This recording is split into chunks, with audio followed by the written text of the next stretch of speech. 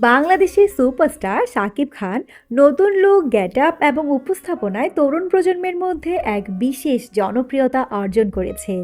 বিভিন্ন ধরনের সিনেমায় নিজেকে প্রমাণও করছেন। বর্তমানে শাকিব তার আসন্ন সিনেমা সোলজার নিয়ে ব্যস্ত রয়েছেন।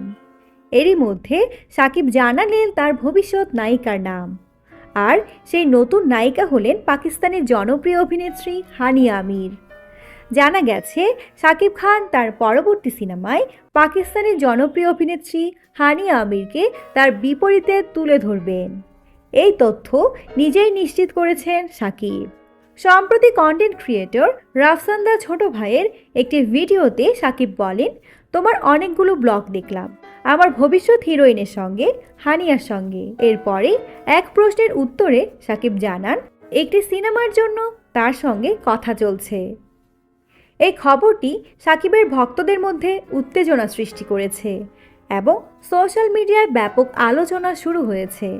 তবে শাকিব এখনও কোন সিনেমায় হানিয়া আমির তার সঙ্গে অভিনয় করবেন তা স্পষ্ট করেননি।